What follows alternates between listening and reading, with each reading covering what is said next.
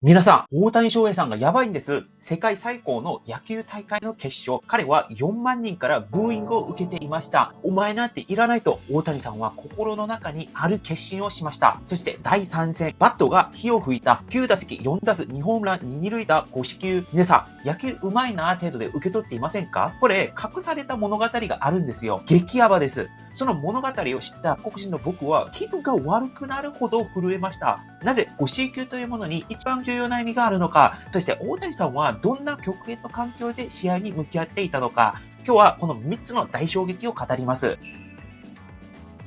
まず一つ目はですね、敵に嫌われた理由です。あの夜のトロント、44,353人がいた球場を包んだのは、歓声ではなく敵でした。トロントの青いユニフォームが揺れる中、打席に立った大谷翔平に浴びされたのは、We don't need you。お前なんていらないという大合唱でした。もう帰れみたいな。大谷さんを嫌う人はいないと言われる中、なぜ彼はここまで嫌われたのか。理由はたった一つの誤報でした。2023年12月、大谷さんはどのチームに移籍するのか話題でした。移籍料はいくらなのかという話はありますが、世界最高の選手が自分の好きなチームに来てくれないかという話もあります。移籍の報道合戦が過熱する中、SNS に大谷翔平、トロント行きの飛行機に乗ったという投稿が拡散しました。トロントファンはですね、一瞬夢を見たんですよ。ついに彼が自分たちのチームに来るんだと。しかし翌日発表されたのはドジャースに行くという移籍の決定でした。その瞬間、規模は裏切りに変わったんですね。これは合法。大谷翔平さんは悪くなかったのにこうなったんですよ。この幻の移籍の傷が2年経った今でも残っているんですよね。そんなトロントのファンからブーイング受けても大谷さんは微動もしなかった。試合前の選手紹介で笑顔を見せ、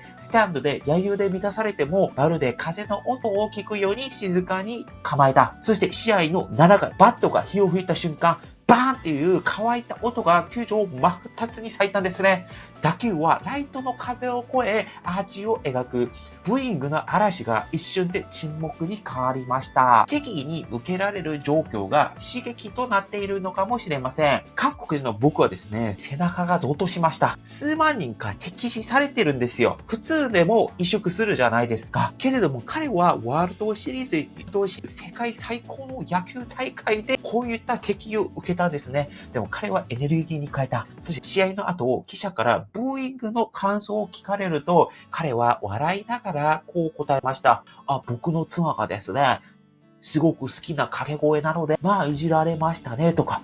さらには、家庭内ではトロントで言われた掛け声、お前なんていらない、みたいなことを言われないように頑張らないと話して報道陣を笑わせました。トロントの観客から言われた、お前なんていらない。もちろん冗談だったと思うんですけれども、大谷さんはそれを知ったと思うんですけれども、彼はそれを聞きながらこう思っていたのかもしれません。僕はあなたたちから、お前は帰れと言われましたが、僕はあなたたちのためにホームランを打つと。これ以降はですね、大谷さんがさらに衝撃的な理由を簡潔に説明していきます。二つ目はですね、敵が震えた理由です。あの試合ですね、まさに狂気の夜でした。ワールドシリーズ第3戦、6時間40分の死闘です。草野球ですね、2時間やるだけでも成人の大人たちが、へーとかするんですよ。これ6時間、7時間近くプロの世界で野球をするなんて、決してこれだけでも簡単なことではないんですけれども、その中心にたった一人の怪物がいたんですね。それが大谷選手でした。1回、痛烈な二塁打、3回、ホームラン、5回、反撃の二塁打、7回、同点のソロホームラン、その後の4打席、ここまでの4打席が全て長打だったんですね。これは1906年以降の119年ぶりの快挙だったらしいですよ。もうこの時点でですね。で、これを見た敵のチームはもう悟っていました。勝負してはいけないんですと。そして8回以降、トロントは全ての打席で大谷さんを歩かせました。4回もホイー四球があって、で9回の出塁をしたというワールドシリーズ史上初の結果です。つまりですね、敵は彼を恐れて戦うことすら諦めてんですね。ここでですね、相手は誰ですかっていう話ですよ。世界の最高のリーグと言われているメジャーリーグ、そのメジャーリーグの中でも上位2チーム、ワールドシリーズっていう世界最高の野球大会の決勝に行ってるチームから、このチームがもう戦えない、もう勝負しない方がいいみたいなことを言ってるんですよね。試合後はですね、監督はこう言いました。彼は世界最高の選手だと、勝負を避けたことは彼への敵だと、ブーイングを浴びせていた敵チームが、今度はその力に震えたんですね。恐怖と尊敬、そして敗北の全てが回っていました。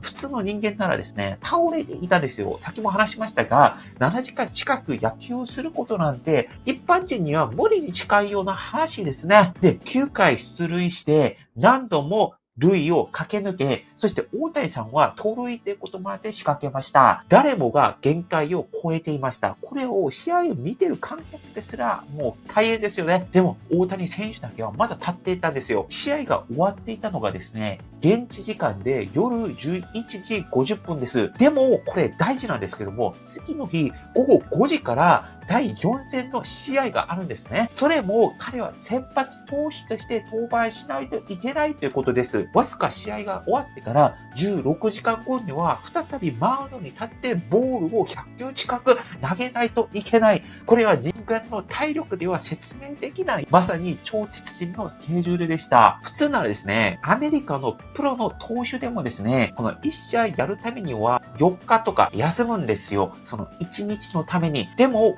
大谷翔平さんは前日に7時間近く野球しても、チームは勝たないといけないから、その次の日にまたピッチャーをやるというとんでもないことを、疲れたことを一切見せずに前を見てやってるんですよね。9回出塁しても、勝利の余韻に浸ることなく、早く寝て明日に備えたいと言ったんですね。彼にとって栄光とはゴールではなく通過点だったのかもしれません。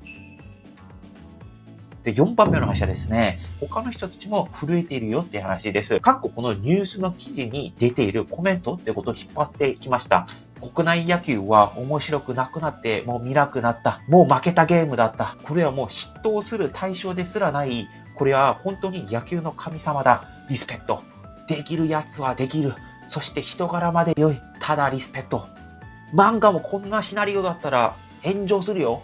この子はなんかやるたびに最初だな。日本の野球天才は漫画そのものだ。大谷くん検査した方がいいよ。これサイボーグなんじゃないかと。人間の野球界は引退して宇宙に行け。漫画もそんなことできない。この子は人間じゃない。大谷さんは最高の野球選手だ。野球史に残るような、この人は怪物だ。化け物だ。人柄がいい人は何をやってもできる。もう大谷さんは人間かどうかの問題でもなく、野球上手いかどうかの問題でもなく、もうサイボーグ、宇宙から来た人みたいな扱いになってるんです。で、最後に伝えたい話があって、僕はいつも大谷翔平さんを見ながら2つのことを考えます。1つ目は不可能を可能にするということで、彼はできないと言われたことを成功してきました。二盗塁とか50ホームラン、50トイレだったりとか、9打席9出塁とか、これはもう才能だけじゃないと思うんです。毎日の積み重ねと自分の信じる力の結果だと思うんです。僕もですね、時々自分の中で限界を作ってしまいます。YouTube なんて自分は、3万人いけるかな ?10 万人いけるかな ?100 万人は絶対無理だよねと。でも大谷さんを見ていると、やってみよう。いけるところまで行こう。そんな風に心の中で気がつきます。そして2つ目はですね、人間性の美徳というところで、彼も感情のある一人の人間なのに、敵意の中でも冷静で笑顔を忘れない。例えば僕は前の車が危ない運転をしてきたら、イライラしてしまう瞬間があるんですよ。でも、この瞬間でもし大谷さんがいたらどうだったんだろうって考えてみると、きっと彼は黙って深呼吸して、前に黙々と進んでいたかなと思うんですよね。僕が大谷さんの動画を作りながら伝えたかったのはですね、大谷さんの凄さでもありますが、その生き方の中にある人間としての強さでもあります。立場は全く違うんですけれども、あの背中を見て勇気をもらう人が全世界にいる。だから僕も自分の人生の中で大谷さんみたいに挑戦し続けたいと思っております。皆さんはどう思いますか？大谷翔平さんの凄さ、あなたはどこに感じますか？コメント欄で教えてください。そして一緒にこの時代に生きている奇跡を語りましょう。本日の話は以上です。もしよろしければチャンネル登録もぜひお願いいたします。以上、パクでした。アンニョン。